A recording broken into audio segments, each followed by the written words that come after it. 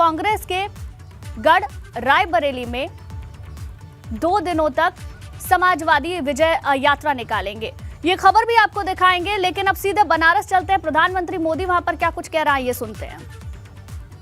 कभी नहीं रखी होगी, आपकी भरचक खातिरदारी की होगी, चिंता की होगी, और अगर कुछ कमी रह भी गई हो तो दोष काशीवासियों का नहीं होगा, वो दोष मेरा होगा, और इसलिए आप जरूर क्षमा करेंगे और काशी के आपके इस वास्तव्य को आप भरपेट एंजॉय भी करेंगे और मिल बैठ करके भावी भारत के लिए, भारत के शहरों के उज्जवल भविष्य के लिए अपने अनुभवों को साझा करेंगे, बहुत सी चीजें एक दूसरे से सीखेंगे और अपने अपने शहर को अपने अपने तरीके से और आगे बढ़ाने के लिए, सुंदर से सुंदर शहर बनाने के लिए, वाइब्रेंट शहर बनाने के लिए, एक जागृत शहर बनाने के लिए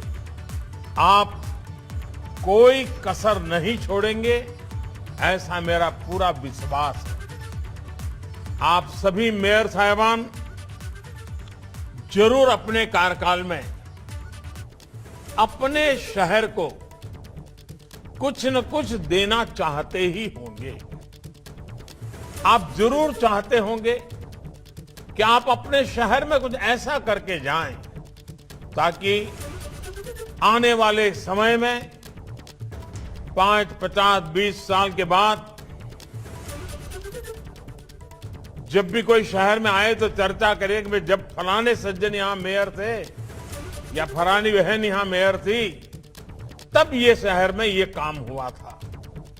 एक याद बन जाएगी, एक दिशा बन जाएगी, और हर किसी के मन में ये सपना भी रहना चाहिए, ये संकल्प भी रहना चाहिए, और इस संकल्प की पूर्ति के लिए जी जान से जुट जाना भी चाहिए। और जनता ने जब हम पर विश्वास रखा हो, नगर का पूरा दायित्व हमें दिया हो, तो हमें भी इसको भली भांति पूरा करने का प्रयास करना चाहिए। और मुझे पक्का विश्वास है कि आप सब उस दिशा में जरूर कुछ न कुछ करते होंगे, जरूर उसका अच्छा परिणाम मिले, इसके लिए आपका प्रयास रहते होंगे। और मैं आज शहरी विकास मंत्रालय को, यूपी सरकार को और आप सभी को भी बहुत बधाई देता हूं कि आपने इस महत्वपूर्ण कार्यक्रम में के लिए बनारस को चुना है, मेरी काशी को चुना है। देश के विकास के लिए आपके संकल्पों से बाबा विश्वनाथ का आशीर्वाद जुड़ेगा, तो आप सब कुछ न कुछ नया प्राप्त करके, नई प्रेरणा लेकर के, नया उमंग लेकर के अवश्य अपने अपने कार्यक्षेत्र में लौटेंगे। काशी में हो रहे इस कार्यक्रम को मैं कई संभावनाओं के साथ जोड़कर देख रहा हूं। एक और बनारस जैसा दुनिया का सबसे प्राचीन शहरों में से एक स्थान, और दूसरी ओर आधुनिक भारत के आधुनिक शहरों की रूपरेखा। हाल में जब मैं काशी में था, तब मैंने कहा भी था कि काशी का विकास पूरे देश के लिए विकास का एक रोड मैप बन सकता है। हमारे देश में ज्यादातर शहर पारंपरिक शहर ही है, पारंपरिक तरीके से ही विकसित हुए हैं। आधुनिकीकरण के इस दौर में हमारे इन शहरों की प्राचीनता में भी उतनी अहमियत है। हम अपने प्राचीन शहरों में उनकी हर गली से, हर पत्थर से, हर पल से, इतिहास के हर तवारीख से बहुत कुछ सीख सकते हैं। उनके ऐतिहासिक अनुभवों को हम अपने जीवन की प्रेरणा बना सकते हैं। हमारी विरासत को सहेजने की, संवारने की नए नए तौर तरीकों हम विकसित कर सकते हैं। हम सीख सकते हैं लोकल कला कौशल को, उसको आगे बढ़ाने के तरीकों को, कैसे लोकल स्किल और प्रोडक्ट्स शहर की पहचान बन सकते हैं। इस अनुभव को साथियों, आप लोग जब बनारस घूमेंगे, और आप में से बहुत लोग आए हैं जो पहले कभी न कभी तो आए ही होंगे, तो पुरानी स्मृतियों के साथ नए बदलाव को आप जरूर तुलनात्मक रूप से देखेंगे, और साथ साथ आपके दिमाग में अपना शहर भी सवार हो जाएगा, और आप हर पल देखेंगे कि मैं जिस शहर से हूं वहां की गली और काशी की ये गली, मैं जिस शहर में हूं वहां की नदी और यहां की नदी, हर चीज आप एक पल पल पल तुलनात्मक अभ्यास करेंगे। और आपके साथ जो और मेयर होंगे उनके साथ भी आप चर्चा करेंगे, उन्होंने क्या किया है, कैसे किया है। हम सबको चर्चा करते करते करते नए विचार मिलेंगे, नई कल्पनाएं मिलेंगी, नए कार्यक्रमों की रचना तैयार होगी, और वो अपने शहर में जाकर के जब आपका नेतृत्व उस काम को करेगा तो आपके शहर के लोगों को, आपके राज्य के लोगों को एक नई खुशी मिलेगी, नया विश्वास मिलेगा। और हमें कोशिश करनी चाहिए हम इवोल्यूशन में विश्वास करें। रिवॉल्यूशन की आज भारत को जरूरत नहीं है, हमें कायाकल्प की जरूरत है। पुराना सब तोड़ना, फोड़ना, खत्म करना, ये हमारा रास्ता नहीं है। लेकिन पुराना जो कुछ भी है उसको संवारते हुए आधुनिकता की तरफ हम कैसे जाएं, आधुनिक युग की आवश्यकताओं की पूर्ति के लिए हम कैसे आगे बढ़ें, ये हम लोगों का प्रयास रहना चाहिए। अब हम देखिए, स्वच्छता का अभियान चल रहा है पूरे देश में। हर वर्ष स्वच्छ शहर की घोषणा होती है, लेकिन मैं देख रहा हूं धीरे धीरे कि कुछ ही शहरों ने अपनी जगह बना ली है, अच्छी बात है। लेकिन बाकी शहर निराश होकर के बैठ जाएं कि भाई ये तो उन्हीं को इनाम जाने वाला है, वही आगे बढ़ गए हैं, हम तो नहीं कर पाएंगे, ये मानसिकता नहीं होनी चाहिए।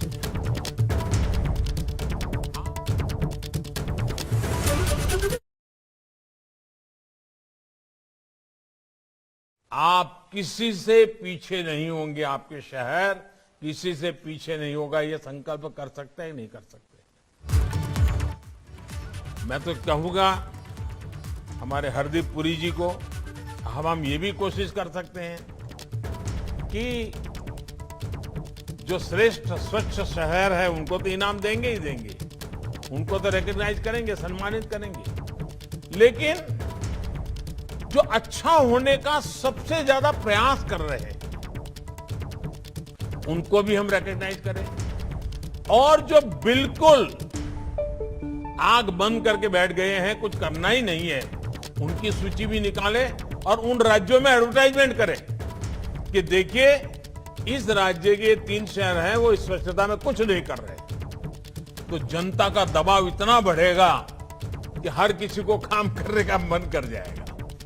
और मेरी मेयरों से आग्रह है कि आप सिर्फ स्वच्छता को साल भर के कार्यक्रम के रूप में न लें। क्या आप हर महीना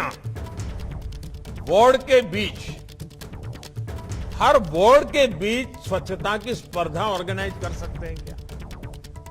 जूरी बना करके इस महीने में कौन सा वार्ड सबसे ज्यादा स्वच्छता का इनाम ले रहा है। अगर शहर के वार्डों में कंपटीशन होगी, वार्ड के काउंसिलर्स के बीच में स्पर्धा होगी, तो उसका क्यूमुलेटिव इफेक्ट, टोटल जो इफेक्ट है वो पूरे शहर का रूप बदलने में काम आएगा।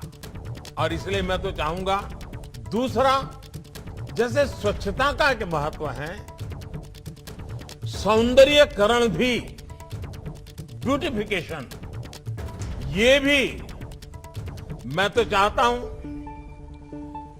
दुनिया में ब्यूटी कंपटीशन होती है, जो होती है वो होती है, मुझे उसमें कुछ कहना नहीं है। लेकिन क्या हम हमारे नगर में वार्ड ब्यूटी कंपटीशन कर सकते हैं क्या? कौन सा वार्ड सबसे ज्यादा ब्यूटीफुल है? सफाई का पैरामीटर हो सकता है, सौंदर्य की दृष्टि से किए गए इनिशिएटिव का पैरामीटर हो सकता है। हर नगर अपना विकसित करे, जूरी बनाए। दीवारों को कैसे रंगा गया है, दुकानें हैं तो बोर्ड कैसे लगे हुए हैं, गलियों के साइन बोर्ड है तो कैसे लिखे गए हैं, एड्रेस कैसे लिखा जाता है, ऐसे अनेक बातें हैं। उन सारी बातों को अगर आप लगातार शहर में ये जोड़ते, अब जैसे अभी एक स्पर्धा ऑर्गेनाइज हुई है, आजादी का अमृत महोत्सव। अब आजादी का अमृत महोत्सव, उसमें 3 चीजें कही है जो आप सामान्य मानवी से करवा सके। एक, कि आजादी के अमृत महोत्सव के निमित्त रंगोली स्पर्धा, लेकिन रंगोली भी सौंदर्य के साथ जुड़ी हुई रंगोली नहीं, आजादी की आंदोलन की किसी न किसी घटना से जुड़ी हुई रंगोली। अगर ये पूरे शहर में आप स्पर्धा करें, आने वाले 26 जनवरी तक इसको बड़ा माहौल बनाएं, देखिए बदल हो सकता है कि नहीं हो सकता है। उसी प्रकार से आपके शहर में आजादी के आंदोलन में जो हुआ हो, उसके लिए कुछ गीत लिखे जाएं। आपके शहर में आजादी के आंदोलन में घटी घटना के संबंध में कुछ गीत लिखे जाएं, उन गीतों की स्पर्धा हो। आपके राज्य के अंदर जो घटनाएं घटी है उसके गीतों की स्पर्धा हो। देश की महान घटनाओं को जोड़ करके उनकी स्पर्धा हो। अब देखिए बदलाव होगा कि नहीं होगा। उसी प्रकार से हमारी माताओं बहनों को जोड़ने का एक बड़ा कार्यक्रम हो सकता है। हमारी यहाँ पुरानी परंपरा थी लोरी गाने की। बच्चे जो नवजात शिशु होते थे तो लोरी गाते थे हर घर में, माताएं बहनें। अब क्या हम आधुनिक लोरी बना सकते हैं? आधुनिक रूप से भावी भारत कैसा होगा? 2047 में जब देश 100 साल का होगा तो वो कौन सपने होंगे जो आज बच्चा जो पैदा हुआ है, जिसको उसकी माँ लोरी सुना रही है, वो उज्जवल भविष्य की लोरी सुनाए और उसको संस्कारित करे, अभी से संस्कारित करे कि देखो हम सब ने मिलकर के 2047 में जब हिंदुस्तान 100 साल की आजादी के वर्ष मनाएगा तो ऐसा ऐसा करेंगे। ऐसा कर सकते हैं क्या? अब देखिए हमारे यहाँ कल आपने देखा, शायद आपको मौका मिला होगा या तो आज जाने वाले होंगे, गंगा घाट देखे होंगे। दुनिया भर के टूरिस्ट आते हैं। काशी की इकोनॉमी को चलाने में माता गंगा का बहुत बड़ा रोल है। माता गंगा के तट पर जो कुछ भी हुआ है उससे काशी की इकोनॉमी को ताकत मिलती है। क्या हमारे करीब करीब अनेक शहर ऐसे हैं जो किसी न किसी नदी के तट पे है, या तो शहर में से नदी गुजरती है, लेकिन कालक्रम में वो नदी एक प्रकार से तबाह हो गई है। कभी कभी तो गंदी नाली बन गई है। या तो बारिश में पानी आता होगा तब वो नदी दिखती होगी, फिर नदी नजर नहीं आती होगी। हमें इस नदी के प्रति एक बहुत संवेदनशील अप्रोच अपनाना चाहिए।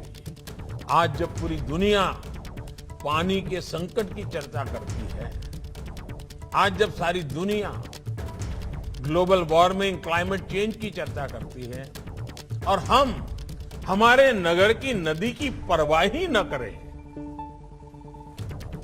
उस नदी को संभालना, उस नदी को संवारना, उस नदी के महात्म्य को समझना, समझाना, ये अगर न करें तो फिर हम कैसे गौरव कर सकते हैं? क्या हम एक काम कर सकते हैं? हर वर्ष 7 दिन के लिए जब भी आपकी सुविधा हो, नदी उत्सव मनाएं। नदी उत्सव मना करके पूरे नगर को उसमें जोड़े। उसमें सफाई का काम हो सकता है, नदी का, नदी के इतिहास के संबंध में कुछ बातें हो सकती हैं, नदी के तट पर हुई घटनाओं को लेकर के बातें हो सकती हैं, नदी का गुणगान करने वाली बातें हो सकती हैं। कभी नदी के तट पर जाकर के कुछ समारोह हो सकते हैं, कुछ कवि सम्मेलन हो सकते हैं। यानी नदी को केंद्र में, नगर के विकास की यात्रा में नदी को फिर एक बार जीवंत स्थान, जहां नदी है वहां, इसको हमने हल्का फुल्का नहीं छोड़ना चाहिए। आप देखिए, आपके नगर में एक नई जान आ जाएगी, नया उत्साह आ जाएगा। नदी का महात्म्य कैसे बढ़े, इसके लिए हमने करना चाहिए। उसी प्रकार आपने देखा होगा कि सिंगल यूज प्लास्टिक के संबंध में हम हमारे नगर में कितने सजग हैं। हम दुकानदारों को समझाएं, व्यापारियों को समझाएं कि भाई हमारे नगर में हम सिंगल यूज प्लास्टिक का कहीं उपयोग नहीं करें, हम व्यवस्था से उसको निकाल दें। अरे गरीब की बनाई हुई अखबार की रद्दी की जो छोटी छोटी थैलियां होती है उसका उपयोग करो, या तो आदत डालो कि घर से थैला लेकर के खरीदने के लिए जाने की आदत बनाई जाए। और अब तो दुनिया भर में सर्कुलर इकोनॉमी का महत्व बढ़ रहा है, वेस्ट में से बेस्ट बनाने का बन रहा है। कभी कभी नगर में ये भी कंपटीशन हो सकती है कि चलो भाई वेस्ट में से बेस्ट बना करके उसकी प्रदर्शनी, उसका एक मार्केटिंग, बड़ा मेला लगे। जितनी भी टैलेंट है, डिजाइनर्स हैं, पुरानी चीजें का, और आपने देखा होगा कितनी बढ़िया बढ़िया चीजें लोग बनाते हैं, और एक प्रकार से चौराहे पर रखे तो एक स्मारक बन जाती है। हमने वेस्ट मैनेजमेंट के लेकर के उसका एक रेवेन्यू मॉडल बन सकता है। मॉडल कैसे बन सकता है, उस दिशा में हमने काम करना चाहिए। कुछ शहरों ने किया है। अरे सीवेज का पानी भी रीयूज हो सकता है बगीचों में। अगर आज हम पानी का उपयोग करते हैं, आप कल्पना कर सकते हैं अगर गांव को, किसानों को पानी मिलना बंद हो जाए और हम कहेंगे शहर को पानी दो, तो क्या स्थिति बनेगी। हमारे जो पीने के सिवाय के काम है उसमें सीवेज वाटर का ट्रीटमेंट करके उसमें से पानी बगीचों के लिए, बाकी कामों के लिए बहुत बड़ी मात्रा में उपयोग कर सकते हैं। तो जो वेस्ट है वो वेल्थ में कन्वर्ट होगा, और वो पानी की जो गंदगी है वो भी दूर हो जाएगी, और शहर के आरोग्य में भी बहुत बड़ा बदलाव आएगा। अगर हम शहर में आरोग्य के लिए ये प्रिवेंटिव चीजों पर बल नहीं देंगे तो कितने ही अस्पताल बनाए, कम पड़ जाएंगे, स्वाभाविक है। और इसलिए हमारा शहर स्वच्छ रहे, स्वस्थ भी रहे, ये भी हम लोगों का प्रयास होना चाहिए। और मुझे पक्का विश्वास है कि हम घर से निकले कूड़े कचरे से लेकर के, रसोई से निकले हुए कूड़े कचरे से लेकर के, गली मोहल्ले के कूड़े कचरे तक, या इमारतें पुरानी तोड़ करके नई बन रही है तो वो भी, इन सारी एक जगह तय करें और कूड़ा कचरा फेंक दे, ऐसा नहीं। हम कोशिश करें कि हम उसमें से कैसे आगे आ सकते हैं। अब जैसे सूरत में सीवेज वाटर ट्रीटमेंट का एक आधुनिक मॉडल डेवलप किया गया है, वहां भी सीवेज वाटर को ट्रीटमेंट के बाद इंडस्ट्री को बेचा जा रहा है और लोकल बॉडी को कमाई हो रही है। ऐसा कई शहरों में होता होगा, तो मुझे जानकारी थी इसलिए मैंने उसका उल्लेख किया। ऐसे कई शहर हैं जो आज कर रहे हैं, और उसके कारण शहर के रेवेन्यू को भी फायदा हो सकता है। और हमारी ये कोशिश होनी चाहिए कि शहर के रेवेन्यू में इस दिशा में, मैं मानता हूं कि शहर का जन्मदिवस हमें पता होना चाहिए हमारे शहर का जन्मदिवस कब है। नहीं है तो पुरानी चीजों को खोजना चाहिए, निकालना चाहिए, रिकॉर्ड पर अवेलेबल होगा। शहर का जन्मदिवस बड़े तामझाम के साथ मनाना चाहिए। अपने शहर के प्रति गौरव पैदा हो, उसके साथ अनेक स्पर्धाएं हो, और मेरा शहर कैसा हो, हर नागरिक के दिल में एक भाव पैदा हो कि मेरा शहर मुझे कुछ ऐसा बनाना है, मैं इसके लिए ऐसा ऐसा करने वाला हूं, मैं ये प्रयास करूंगा। ये जब तक हम नहीं करते हैं तो फिर क्या होता है, टैक्स बढ़ाया कि कम किया, फलाना किया कि ढिकना किया, इसी में चर्चा हो रही है। अभी योगी जी अपने भाषण में एलईडी बल्ब की चर्चा कर रहे थे। क्या आप तय कर सकते हैं कि मेरे नगर में एक भी गली, एक भी खंभा ऐसा नहीं होगा जिस पर एलईडी बल्ब ना लगा हो? आप देखिए नगर पालिका के, महानगर पालिका के बिजली का बिल एकदम से कम हो जाएगा और रोशनी बदलेगी, वो तो अलग। अब ये बड़ा अभियान के लिए तय करना चाहिए कि ये काम मुझे 2 महीने 3 महीने में पूरा करना है। एक भी बल्ब ऐसा नहीं होगा जो एलईडी बल्ब ना हो। उसी प्रकार से आप अपने मतदाताओं को, अपने नगर के नागरिकों को, उनको खुश करने के लिए भी एक काम कर सकते हैं। हर घर में एलईडी बल्ब हो। मध्यम वर्ग परिवार के घर में अगर एलईडी बल्ब से लाइट चलेगा तो उसका बिजली का बिल 200, 500, 1000, 2000 कम आएगा। मध्यम वर्ग के पैसे बच जाएंगे। ये प्रयास हम लोगों को करना चाहिए और ये सारा के लिए नई योजना की योजनाएं उपलब्ध है। इन उपलब्ध योजनाओं का उपयोग करते हुए हम इन बातों को कैसे आगे बढ़ाएं। आज आजादी का अमृत महोत्सव चल रहा है। देखिए, शहर का विकास भी जन भागीदारी से होना चाहिए। जन भागीदारी पर बल देना चाहिए। जितनी मात्रा में जन भागीदारी, अब जैसे हमारा आग्रह है कि अगर आपके नगर में एनसीसी के यूनिट चलते हैं स्कूलों में, तो एनसीसी के यूनिट के लोगों से बात करो। जितने भी आपके यहां स्टैच्यू लगे हुए हैं, बाबा साहब आंबेडकर की स्टैच्यू होगा, महात्मा गांधी का स्टैच्यू होगा, कहीं स्वामी विवेकानंद जी का स्टैच्यू होगा, कहाँ शहीद वीर भगत सिंह जी का स्टैच्यू होगा, कहीं राणा प्रताप जी का होगा, कहीं छत्रपति शिवाजी महाराज का होगा।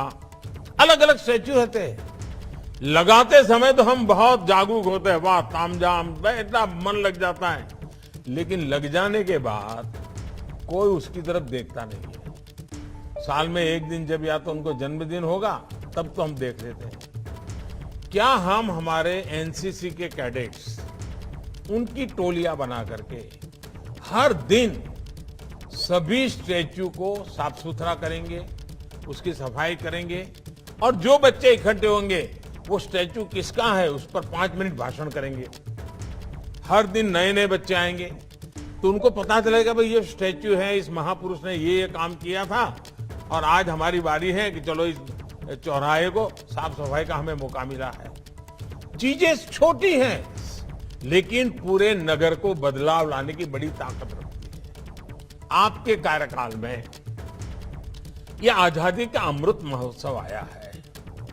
जब आजादी का अमृत महोत्सव आया है तो क्या आप कम से कम एक चौराहा अपने नगर में, एक सर्कल जहां से 4-6 रास्ते निकलते हो, ऐसा बढ़िया सर्कल, उसमें पब्लिक प्राइवेट पार्टनरशिप से, सरकार का, म्युनिसिपैलिटी का पैसा नहीं, जन भागीदारी से कोई ऐसा स्मारक बना सकते हैं, यूनिक स्मारक, जो आजादी के अमृत महोत्सव से सुसंगत हो। आजादी के आंदोलन को या देश के कर्तव्य भाव को या उज्जवल भविष्य के भारत की कुछ चीज दिखे, ऐसा सर्कल का सुशोभन। कंपटीशन करें, कलाकारों को कहे भाई आप बताइए क्या होना चाहिए, डिजाइन करके कंपटीशन हो, कंपटीशन में इनाम मिले, फिर इसमें से बनाने वाले चुने जाए। एक आपके जीवन की यादगार आप छोड़ करके जाएंगे। अरे मैं मानता हूं कि ऐसी बहुत सी चीजें हैं जिस पर हम बल देंगे। उसी प्रकार से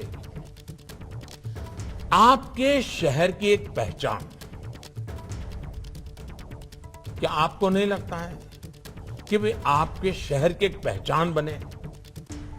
हो सकता है कोई शहर हो जो खाने की किसी एक चीज के लिए बहुत जाना जाता हो, उसी को चलो को भाई हमारा ये शहर, वहां की खाने की ये चीज बहुत प्रसिद्ध है। अब जैसे बनारस का पान, कहीं पर भी पूछो लोग बनारस का पान बोलते ही बोलते हैं। किसी ने मेहनत की होगी, एक पहचान बन गई। हो सकता है सारे मेयर भी टेस्ट करेंगे बनारस के पान का। लेकिन कहने का मेरा मतलब है कि आपके नगर में वैसा ही कोई प्रोडक्ट होगा, वैसा ही कोई ऐतिहासिक स्थान होगा। आप अपने शहर का ब्रांडिंग, अपने शहर की किसी उत्पाद, जैसे आप कभी देख लेना, आज उत्तर प्रदेश में आए हो, उत्तर प्रदेश में एक बहुत अच्छा कार्यक्रम चल रहा है,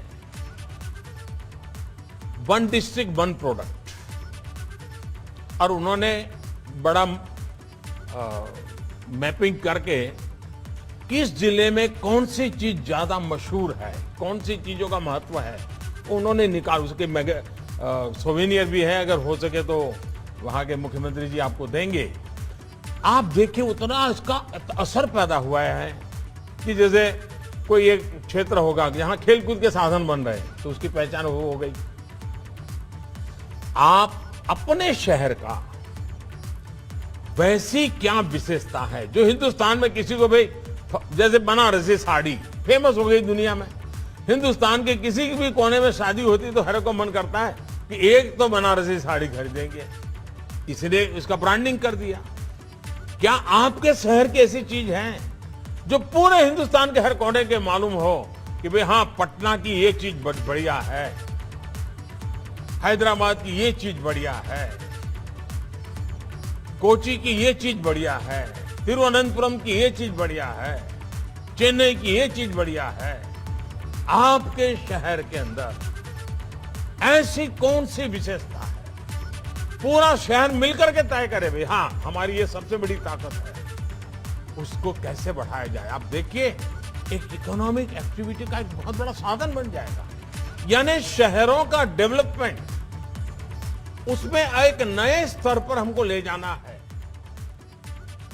उसकी दिशा में हमें प्रयास करना होगा। अब आप देखते हैं शहरों में बढ़ती हुई जनसंख्या, मोबिलिटी के कारण, ट्रैफिक जैम के कारण समस्याएं आ रही हैं। अब हम कितने ही फ्लाईओवर बना दें, अब आप सूरत में जाएंगे, हर 100 मीटर जाने के बाद कोई ना कोई फ्लाईओवर आ जाता है। शायद वो फ्लाईओवर की सिटी बन गई है। कितने फ्लाईओवर बनाएंगे, समस्या का समाधान नहीं होगा। हमने लोगों के आने जाने के लिए पब्लिक ट्रांसपोर्ट सिस्टम, अब मेट्रो पर बड़ा बल चल रहा है, हमारे देश में मेट्रो पर काफी काम भी हो रहा है, लेकिन इसके सिवा भी बहुत सी चीजें हैं। हम समाज जीवन में स्वभाव कैसे बनाएं, इसके लिए हम कैसे प्रयास करें। जब तक हम इन चीजों को हम ध्यान नहीं देंगे, इन चीजों का महत्व नहीं समझेंगे। अब देखिए, दिव्यांगजन, मेरे नगर में दिव्यांगजनों के लिए जो कुछ भी आवश्यकता है, कोई भी नई इमारत की रचना होगी, कोई भी नया रोड बनेगा, कोई भी क्रॉस सेक्शन आएगा, मैं सुगम्य भारत अभियान के तहत उसकी रचना के अंदर नियमों में वो डालूंगा, ताकि दिव्यांगजनों के लिए समाज में स्थान है। टॉयलेट बनेंगे तो एक तो दिव्यांगजनों की आवश्यकता के अनुसार बनेगा, रास्ते बनेंगे तो दिव्यांगजनों के लिए जो सुविधा है वो होगी, बस में चढ़ने उतरने का जो स्टेप्स होंगे तो दिव्यांगजनों की तकलीफ को ध्यान में रखा जाएगा। ये हमें अपने योजनाओं का के स्वभाव के हिस्सा बनाना पड़ेगा, तभी जाकर के होगा। और एक बात सही है कि हमारी इकोनॉमी का जो ड्राइविंग फोर्स है वो हमारा शहर है। हमें शहर को वाइब्रेंट इकोनॉमी का हब बनाना चाहिए।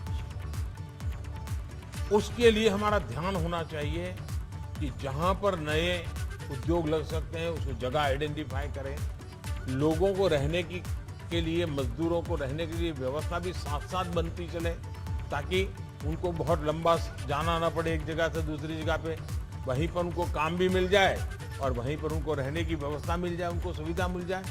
हमारे डेवलपमेंट के मॉडल में हमें ये इंटीग्रेटेड अप्रोच, होलिस्टिक अप्रोच, ये हमें ये रखना ही होगा।